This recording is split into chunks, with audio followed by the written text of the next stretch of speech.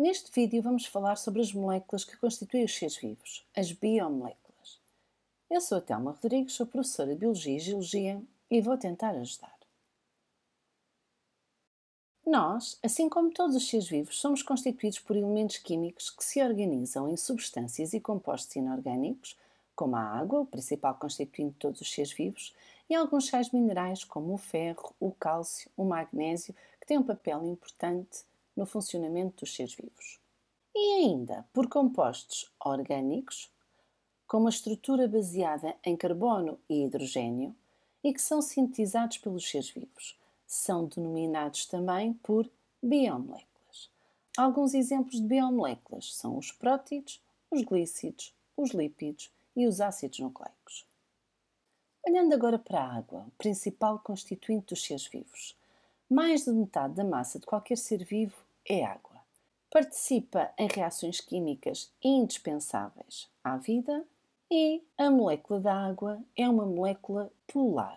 Apesar de ser neutra, ela apresenta polaridade, isto é, apresenta uma distribuição irregular das suas cargas elétricas, comportando-se como um dipolo.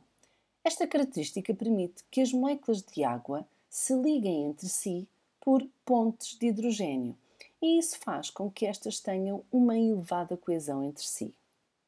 Esta polaridade contribui também para o grande poder solvente da água, cujas moléculas são capazes de estabelecer ligações com diversas substâncias, como íons e outras substâncias polares, formando compostos mais estáveis. É por isso considerada o solvente universal. Vendo aqui o exemplo do cloreto de sódio, o cloreto de sódio, quando se junta à água, vai se dissociar nos seus íons e a água, as moléculas da água vão se aproximar dos íons, vão reagir com esses íons, facilitando assim a dissolução do sal. Muitas das biomoléculas formam polímeros, que são longas cadeias de subunidades moleculares repetidas, os monómeros. Polímeros vem do grego polis, muitas partes. Monómeros vem do grego monos, uma parte. Ora, se associarmos o monómero a uma pérola, de um colar de pérolas, então o polímero será o colar, uma série de pérolas juntas em cadeia. Mas como é que se formam os polímeros? Como é que nós conseguimos formar biomoléculas grandes, formadas por muitas unidades que se repetem, que são os monómeros?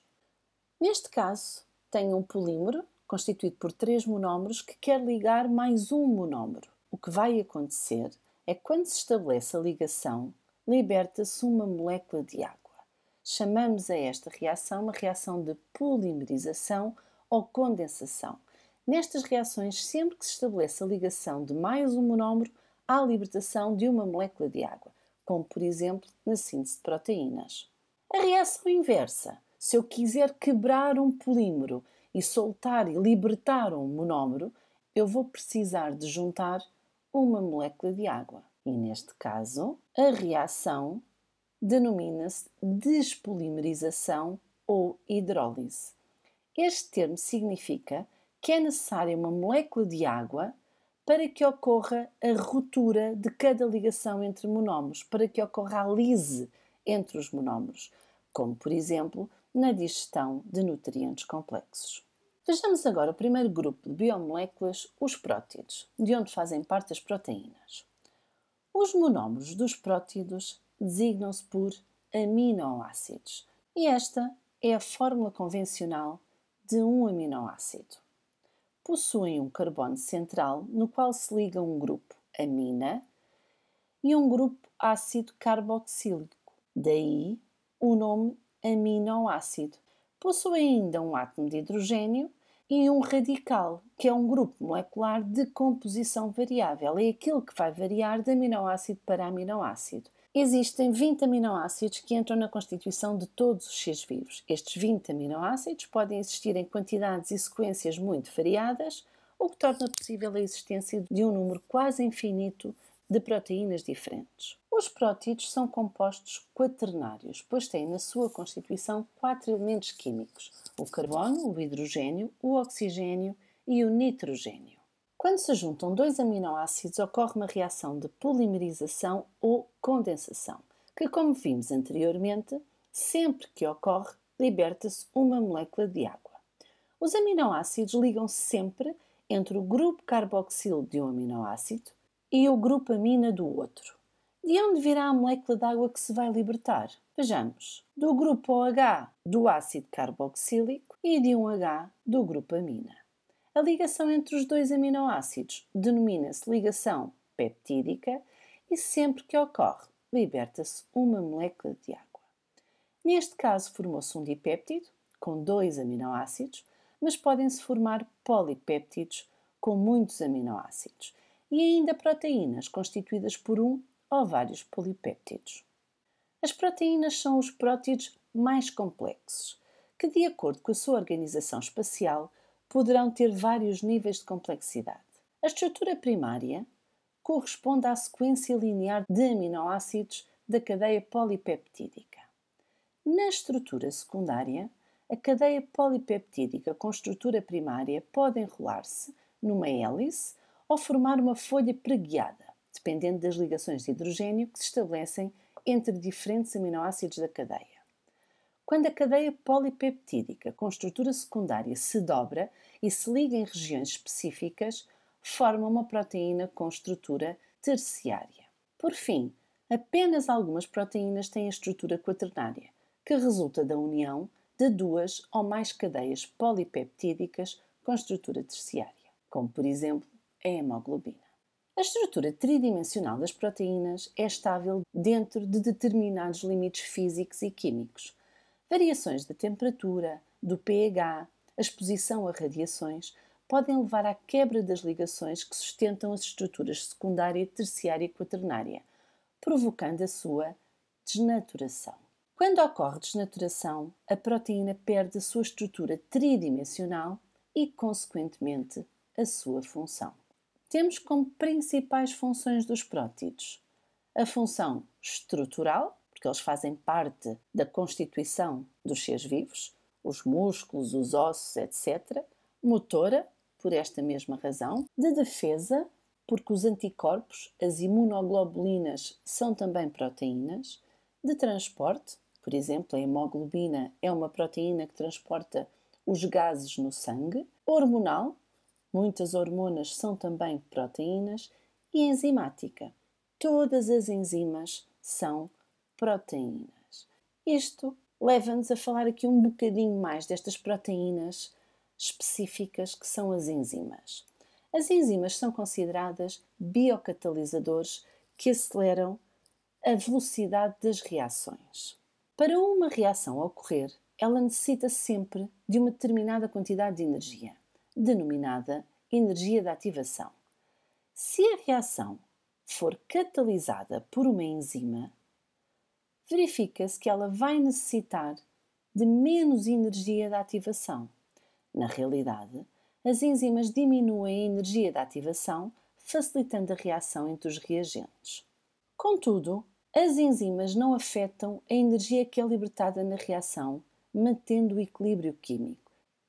Uma particularidade das enzimas é que elas são altamente específicas, apresentam um elevado grau de especificidade. Quer isto dizer que uma enzima atua sobre um determinado reagente ou conjunto de reagentes. Por exemplo, a lipase atua nos lípidos, a protease nos prótidos, a amilase no amido. Portanto, há aqui uma grande especificidade entre a enzima e o seu substrato. O local onde a enzima se liga ao substrato denomina-se centro ativo. Quando a enzima está ligada ao substrato, a esse conjunto denomina-se complexo enzima-substrato. Por fim, temos o produto da reação. Nesta situação, a enzima catalisou uma reação de polimerização, facilitando a ligação dos reagentes, mas pode catalisar reações de hidrólise ou de despolimerização, facilitando a quebra de ligações. Um aspecto muito importante é que as enzimas não são consumidas nas reações. Depois de catalisarem uma determinada reação, estão prontas para voltarem a atuar. Todos os fatores que afetam a estrutura tridimensional das proteínas vão afetar as enzimas. Assim, alterações da temperatura ou do pH, que provocam a desnaturação das proteínas, vão também afetar a atividade enzimática. Também a concentração do substrato e da enzima irão condicionar a velocidade das reações. Por fim, a presença de inibidores pode também impedir a ação das enzimas. Os glícidos ou hidratos de carbono são outro grupo de biomoléculas. Os monómeros dos glícidos designam-se por monossacarídeos ou oses. A glicose é um monossacarídeo com 6 carbonos, podendo designar-se por hexose. O número de carbonos define o tipo de ose. Triose 3 carbonos, tetrose 4 carbonos, pentose 5 carbonos, etc. Os glícidos são compostos ternários, pois têm na sua constituição carbono, hidrogênio e oxigênio. Também os monómeros dos glícidos podem formar polímeros por reações de polimerização ou condensação. Neste caso temos dois monómeros, a glicose e a frutose. Se ocorrer uma reação de polimerização, vai libertar-se uma molécula de água e os monómeros vão se ligar entre o grupo hidroxilo de um monossacarídeo e o grupo hidroxilo de outro monossacarídeo. Forma-se assim um disacarídeo, a sacarose. Com esta ligação liberta-se uma molécula de água e a ligação que se estabeleceu entre dois monossacarídeos denomina-se ligação glicosídica. Existem outros disacarídeos que são também importantes. A maltose, que é constituída por duas glicoses, e a lactose, que é constituída por glicose e galactose. A lactose é o açúcar do leite. Através de reações de polimerização podem formar-se longos polímeros, os polissacarídeos. O glicogênio e o amido são polímeros de glicose com algumas ramificações e com função de reserva. O primeiro é o polissacarídeo de reserva nos animais, que se armazena, por exemplo, no fígado e nos músculos, e o amido é o polissacarídeo de reserva nas plantas. A celulose é um polímero de glicose linear que constitui a parede celular das células vegetais. A quitina é composto por unidades modificadas de glicose que contém um grupo funcional com nitrogênio e encontra-se presente no exoesqueleto dos insetos e crustáceos e é também um importante componente nas paredes celulares dos fungos. Podemos sistematizar as funções dos glícidos como sendo uma função energética, pois são moléculas altamente energéticas e que fornecem energia às células, de reserva e, como vimos, também estrutural. Vendo agora aos lípidos. Os lípidos são essencialmente compostos ternários, podendo ter outros elementos químicos. Não formam polímeros e caracterizam-se por serem insolúveis ou de fraca solubilidade em água. Os triglicéridos ou gorduras são formados por 3 moléculas de ácidos gordos ligados a uma molécula de glicerol. As ligações que se estabelecem entre eles denominam-se ligações éster e, quando ocorrem, por cada ligação éster liberta-se uma molécula de água. Os ácidos gordos podem ser saturados ou insaturados. Os ácidos gordos saturados apresentam os átomos de carbono todos com ligações simples, enquanto que os ácidos gordos insaturados, os seus átomos de carbono apresentam ligações duplas ou triplas. Outro grupo de lípidos com uma função importante nos seres vivos são os fosfolípidos. Os fosfolípidos têm apenas 2 moléculas de ácidos gordos, sendo que o terceiro grupo, hidroxilo do glicerol, está ligado a um grupo fosfato com carga negativa que se liga a outra molécula com carga representada por X. Muitas vezes representam-se os fosfolípidos de uma forma simplificada através de um esquema com uma cabeça e 2 caudas. Estas moléculas apresentam uma parte polar hidrofílica com afinidade para a água, filia quer dizer amor, quer dizer que gosta de água, e uma parte apolar hidrofóbica, quer dizer que tem fobia da água, que é insolúvel na água, que corresponde aos ácidos gordos. Por apresentarem uma região hidrofílica e hidrofóbica na mesma molécula, designam-se por moléculas anfipáticas. Os fosfolípidos são importantes constituintes das membranas plasmáticas das células. Eles formam bicamadas fosfolipídicas. As ceras são moléculas complexas que também possuem ácidos gordos na sua constituição. Ao serem compostos hidrofóbicos, formam barreiras que impedem a perda de água, como acontece na cutícula das folhas das plantas que têm uma constituição cerosa. Temos ainda um outro grupo de lípidos que são os esteroides. Os esteroides apresentam uma estrutura química muito diferente dos outros lípidos. Não têm ácidos gordos na sua constituição e possuem 4 anéis de carbono ligados entre si. Entre os esteroides destacam-se, por exemplo, o colesterol e algumas hormonas como o estrogênio e a progesterona. Como funções dos lípidos, podemos então sistematizar a função energética, fornece energia, de reserva, estrutural e depois tem aqui uma função reguladora e hormonal, porque vimos que algumas hormonas têm uma constituição lipídica. Os ácidos nucleicos, como o DNA, são as maiores macromoléculas existentes e são responsáveis por armazenar a informação genética. Os seus monómeros são os nucleótidos. Os nucleótidos são constituídos por uma pentose, um glícido constituído por 5 carbonos, uma base nitrogenada e ainda um grupo fosfato. Os nucleótidos também se ligam entre si através de reações de polimerização. Os nucleótidos ligam-se entre o grupo carboxilo do carbono da pentose de um nucleótido e o grupo fosfato do nucleótido seguinte. Mais uma vez, liberta-se uma molécula de água e a ligação entre 2 nucleótidos denomina-se ligação fosfodiéster. Existem 2 ácidos nucleicos, o DNA, que é o ácido desoxirribonucleico, e o RNA, que é o ácido ribonucleico. Embora tanto o DNA como o RNA sejam constituídos por cadeias polinucleotídicas, existem algumas diferenças. Uma delas é evidente. A molécula DNA é formada por 2 cadeias enroladas em hélice, ao passo que a maioria das moléculas de RNA se apresenta em cadeia simples.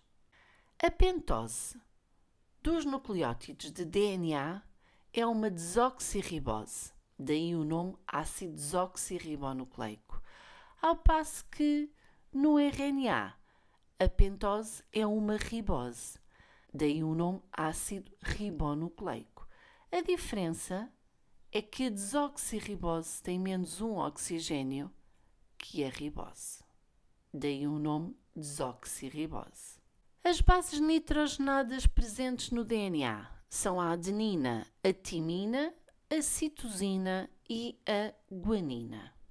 As 2 cadeias polinucleotídicas do DNA mantêm-se unidas devido às pontes de hidrogênio que se formam entre as bases nitrogenadas de uma cadeia e as bases nitrogenadas da outra cadeia, o que estabelece a complementaridade de bases, porque verifica-se que a citosina liga-se sempre à guanina, por 3 pontos de hidrogênio, e a adenina liga-se sempre à timina, por 2 pontes de hidrogênio.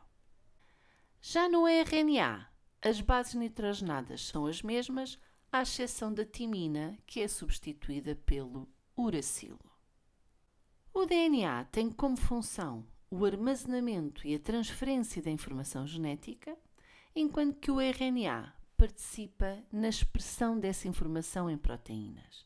Ele é responsável por levar a informação contida no DNA até ao citoplasma para depois ocorrer a síntese proteica.